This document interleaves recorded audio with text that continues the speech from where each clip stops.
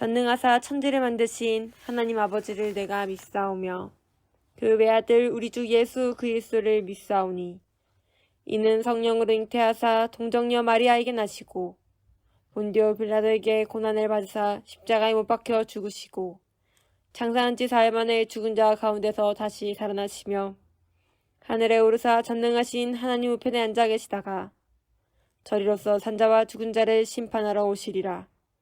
성령을 믿사오며 거룩한 공회와 성도가 서로 교통하는 것과 죄를 사하여 주시는 것과 몸이 다시 사는 것과 영원히 사는 것을 믿사옵나이다. 아멘.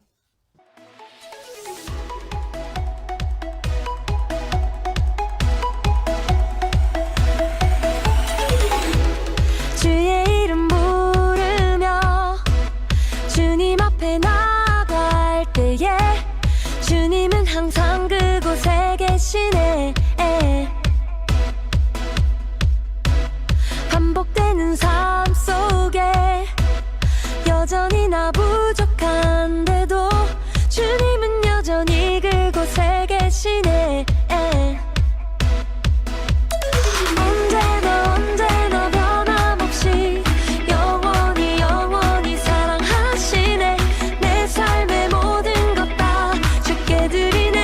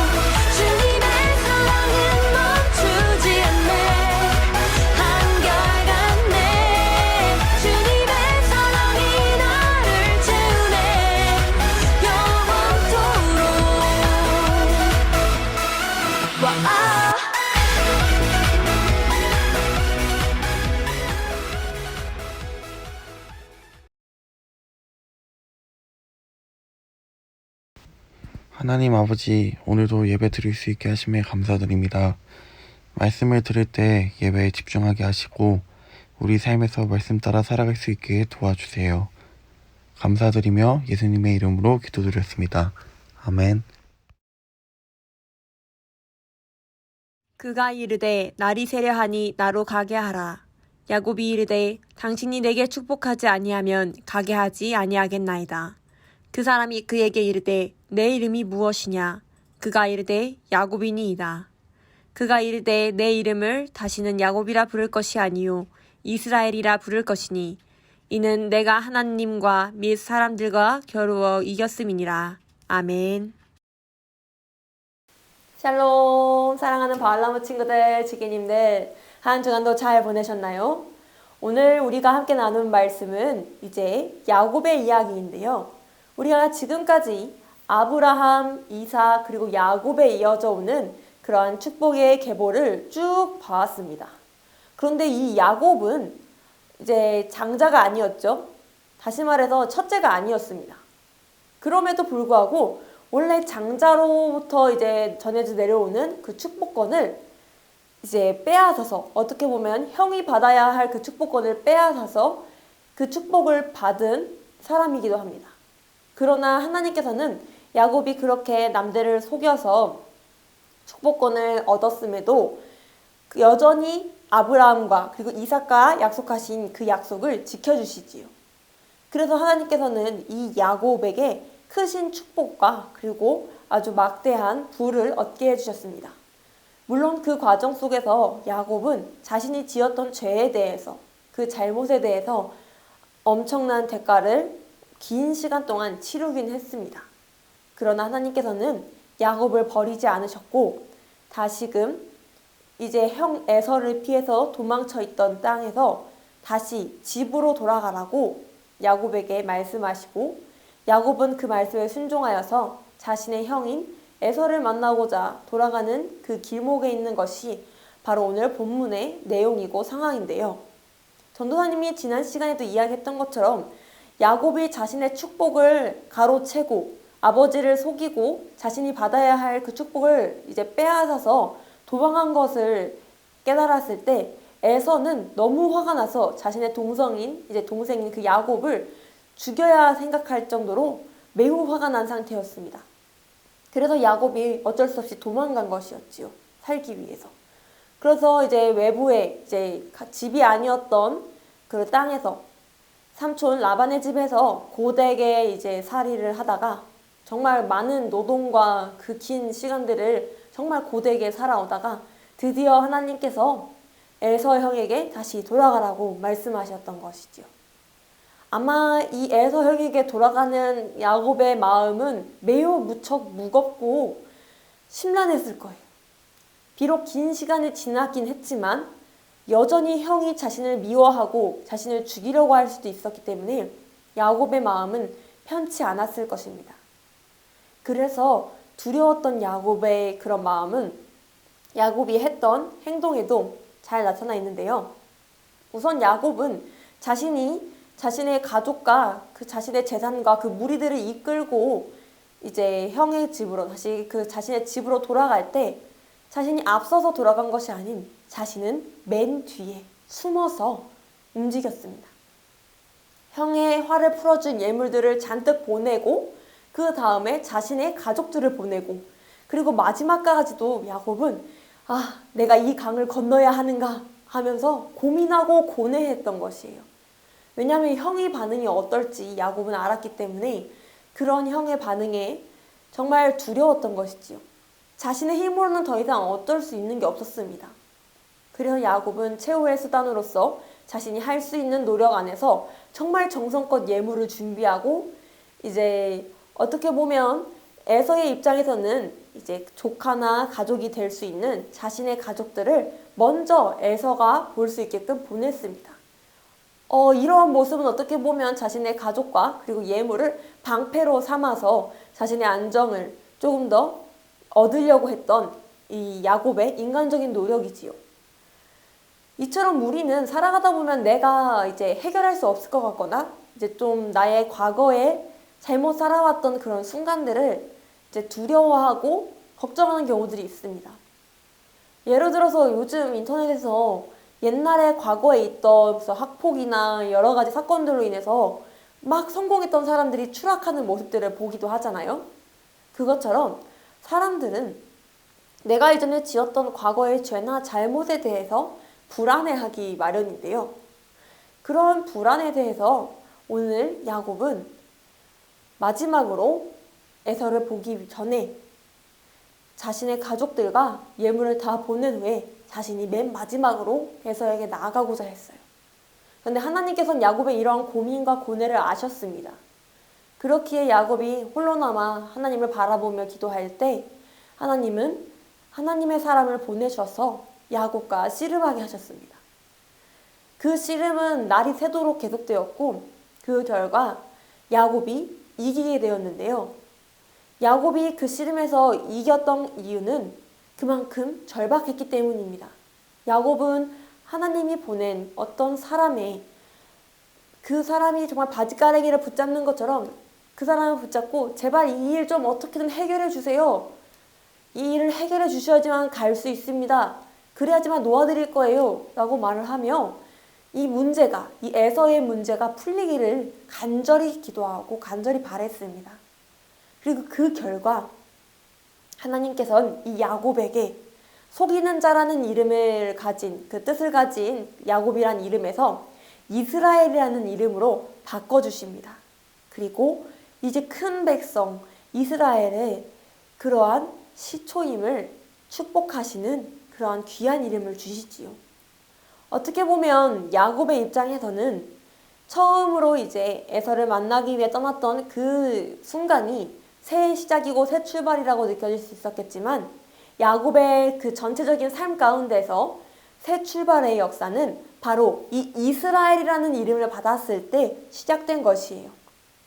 야곱이는 이스라엘이라는 이름을 거저받지 않았습니다. 정말 열심히 하나님께 매달리고 기도하여서 이 어려운 상황을 이겨낼 지혜와 방법을 받은 것이지요. 야곱이 이렇게 하나님의 사랑과 씨름하고 나서 에서의 형을 찾아갔을 때 하나님께서 역사하신 덕분에 에서는 화내지 않고 나의 사랑하는 동생아 하며 야곱을 받아줍니다. 다시 그리운 가족이 하나가 되는 역사적인 순간이 일어나는 것이지요.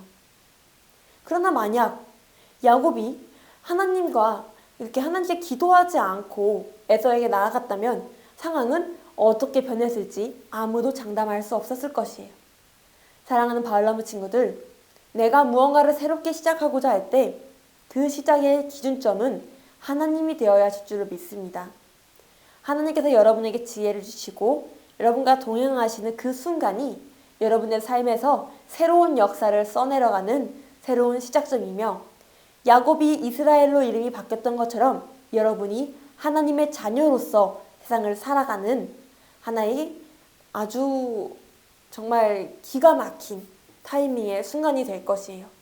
그런데 이러한 은혜의 역사는 그냥 가만히 있는다고 얻어지는 것이 아닙니다. 그렇다면 우리는 무엇을 해야 될까요?